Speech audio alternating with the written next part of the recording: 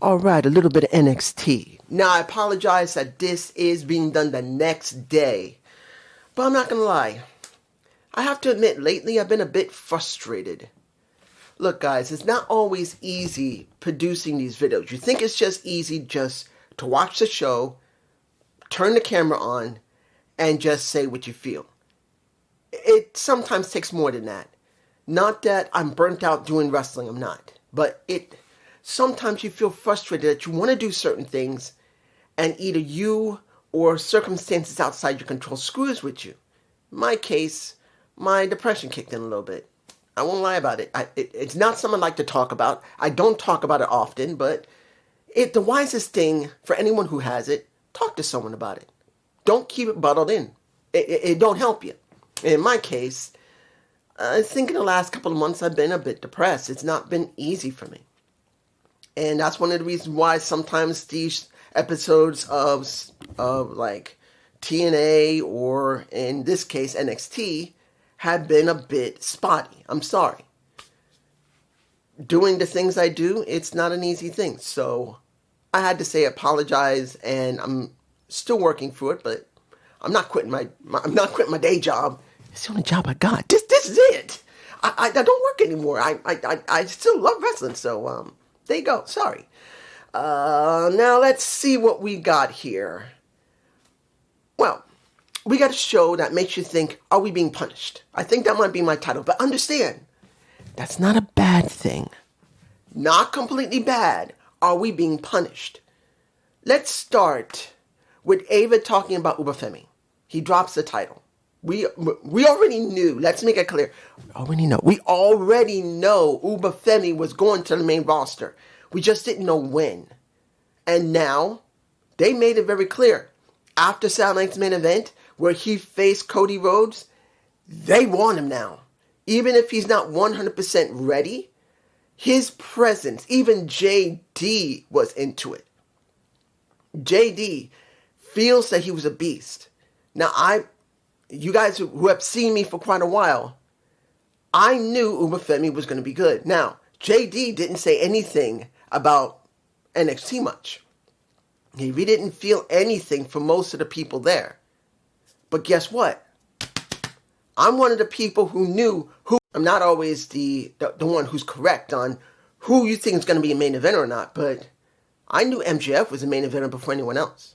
I knew Ricky Starks was going to be a main eventer before anybody else. I knew Eli Drake was going to be a hit. I had 3 for 3 so far. Trick Williams, make that 4 for 4. I have known that Trick Williams is going to be something. Eli Drake was going to be something. Ricky Starks was going to be something. And in this case, Ubafemi. I knew he was going to be something. So, I've got a pretty good track record on this. And I want to say this. Seeing that we're ready to bring him up was good. They need it on SmackDown or Raw. He may go to Raw. But essentially, here's the thing.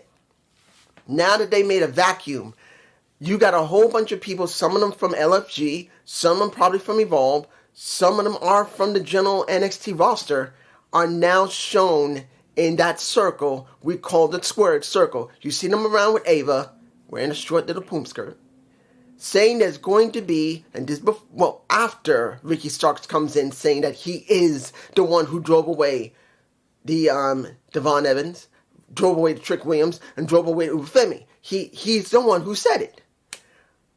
But let me give it to you like this. On February 3rd, we're getting a 6-man ladder match. Whoever gets the title is the champ. In other words, you got to climb the ladder, grab the title, you're it.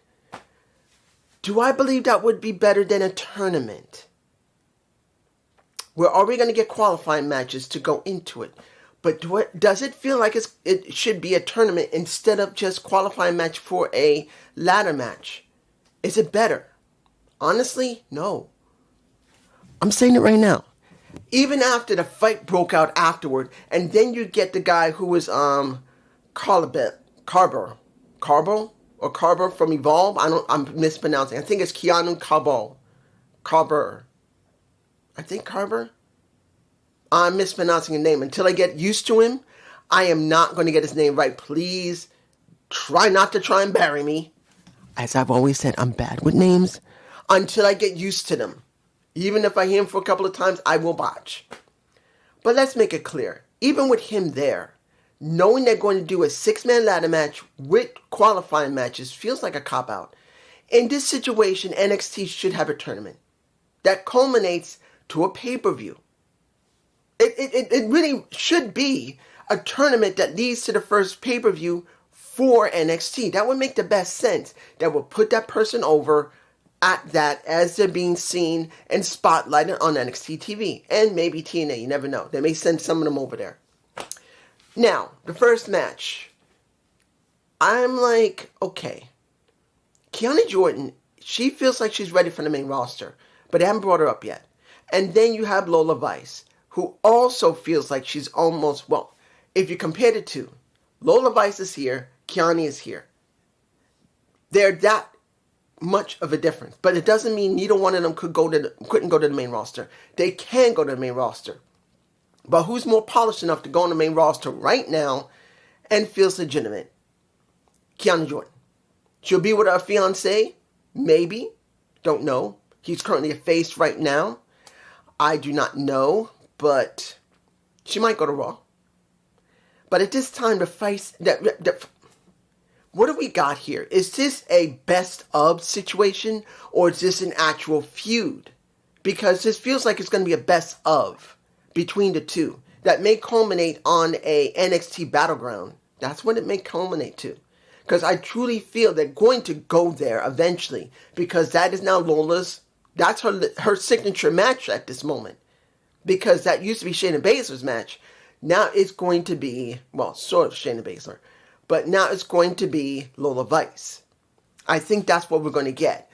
It's either going to be a real feud that will culminate in the Underground match, or it's a best of series that will not culminate, but still one of them is going to go to the main roster, I believe, in the next couple of months. I could still be wrong, but that's what it feels like. Lola managed to do a back fist. Now, let's make it very clear. When you see the beatdown before the match, that Lola got her ass kicked a little bit by Kiana because she wanted to make sure she got the best advantage. That wasn't too bad. But when you see the situation that Kiana tries to cheat, and then Lola gives it a straight back fist, you wonder if this is going to be a best of. Kiana needs a new move. She needs one. You think she wouldn't, but she does. She does need a new move if they're going to keep doing the best of. Now, if it's just a flat-out feud that will lead into the Underground match, she'll need a finisher. She needs something. Technically, both situations needs a new move. But one is going to be a lot more dramatic than the other. Just counting on would they do it.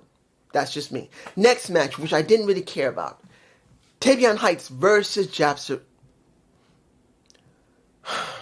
Let's give it like this. Do you care about the Speed title? This is meant for anyone who sees this. Do you care about the Speed title? I don't. I don't care about the Speed title. I don't. If the Speed title was the only title around, that's the undercard. Fine. But you have one of the vanity projects holding the Evolve title, and until he drops the damn thing, that is the fourth title on the damn show most of the time. You got the main title, North American Championship, now the Speed title, and then the Evolve title. Why do we have 4 titles being shown on there, even if it's very rare for the Evolve title to even be shown? It should not be there. If you're going to have 3 titles, champion, the North American champion, and then the Speed title. I don't want to see the Evolve champion on there because I don't care about Evolve. I don't even care about the Speed title. I'd rather see the Cruiserweight title come fucking back than the Speed title. But they're not bringing it back since it's been fused with the North American Championship. I want to see them get rid of that Speed title, and Triple H says, you know what we're going to do for this year, for 2026? We need a true workhorse title. We are splitting off from the original title that was created. We are going to bring back the Cruiserweight Championship. And we're going to do the Cruiserweight Classic. You can incorporate that into NXT, and people will actually like it. But it's just me. Tell me below. Jasper won. Don't care. Next. Oh, almost forgot. Tavion got his ass kicked by Lexis King because he pissed him off. And you could see a little bit of... let me give you like this. I really don't care about Chase U at this point. Because they're really not doing anything. They're not. I'm sorry. There's nothing going on. Chase U with Connor and I can't remember the other guy's name for some reason. Connor and Carter, if I remember correctly. Dixon, sorry, not Carter, Dixon, because Dixie Carter makes me think of Connor and makes me think of Dixon. But when you see Chase U now talking with Lexis King, seeing that Stacks along with Ariana Grace, she used to be Grande, Ariana Grace is having a moment together talking about talk to the boy right here, the man with the plan, the one who wants more gold, which he doesn't have, which is Lexis King. I feel they really need to separate Dixon and Carter from Andre Chase. Do something different. It's just me. Moving on. Let's get to the International Championship.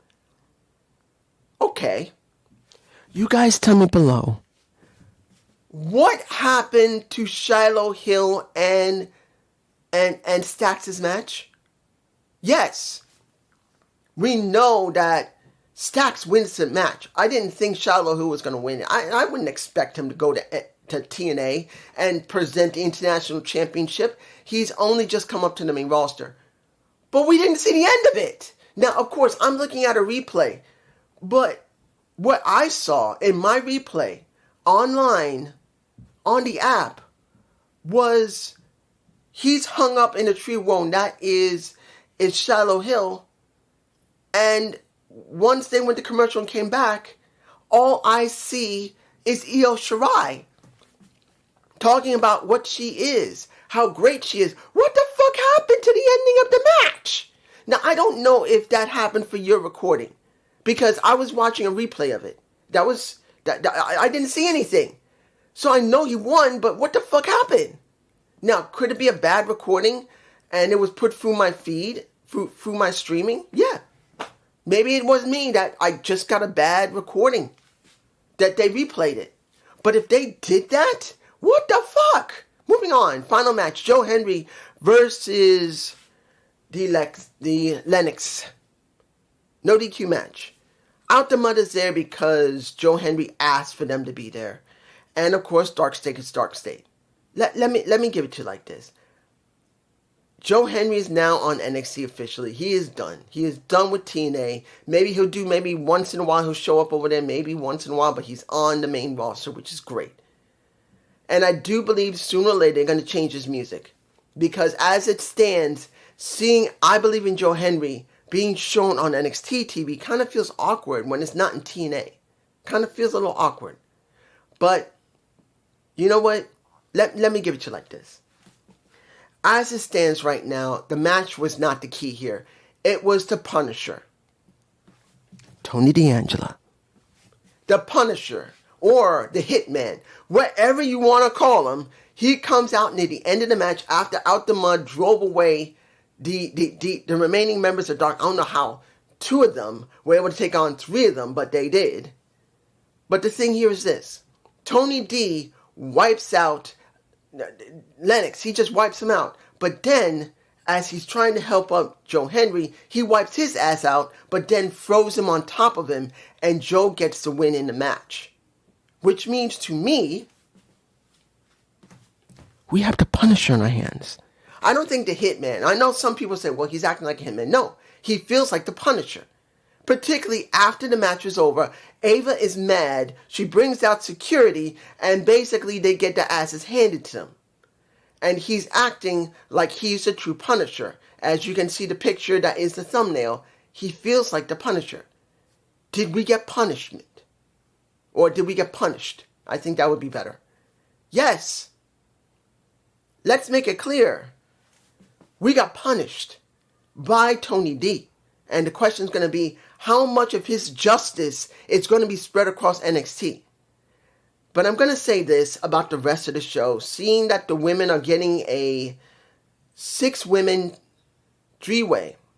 Whoever wins is getting a chance at the, surprisingly, not main title, tag titles for the women, but the Knockouts title. So we're going to have Ren, Quarter Catch Crew, we're going to have Fatal Influence, and we're going to have Zaruka having the opportunity to go for the TNA Knockouts tag titles against the Inspiration, who, let's make this very clear, are not great. I'm actually very disappointed in them, that they didn't try to expand themselves. I'm being honest here. I don't hate Inspiration. I just feel very disappointed. They promised it would be more, and they just fell back into Iconics because it seemed to be easier. So I don't know who's going to win that match. Next, seeing that we're going to get... Let me give it to you like this. Ilio LaFleur is going up against a... Do you want to see the North American champion of Ethan going up against Ilio LaFleur now? I don't like this. I didn't like it when Ricky Starks did it, when he became Ricky Saints. I didn't like it when, guess what? I didn't like it when Ethan Page had this opportunity. I felt this was rushing it, and it's very, very soon. It's like they promised these guys they would get a title match if they sign. And no matter if they win or lose, that's what they give them. And honestly, I don't like that. I don't care if they get a couple of days or a couple of weeks.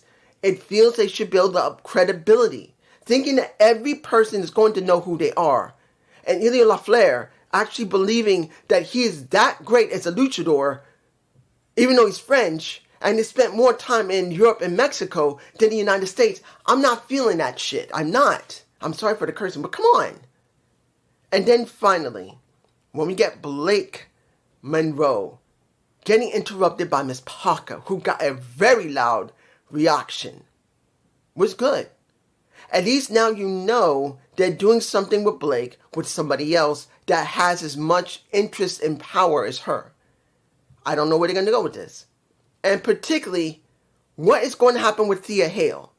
I'm worried about that because after the accident, and then now they just made her drop that damn title really fast, my fear is she's going to get... I don't think they're going to push her up into the main roster, even though she's been here since 18 and she's 22, nearing 23 at this point. I'm worried they may just cut her loose. But this is just me. You guys tell me below. I'm sorry about this didn't get done last night.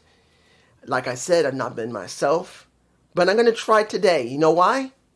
Because after uploading this, I'm going to be watching a promotion and give my thoughts on it and see if this is what I want to try and do more of. And it's not TNA, it's not AEW, and it's not WWE. It's not Raw, not SmackDown. You already just done my NXT review. It's not Evolve. You're going to see. Peace.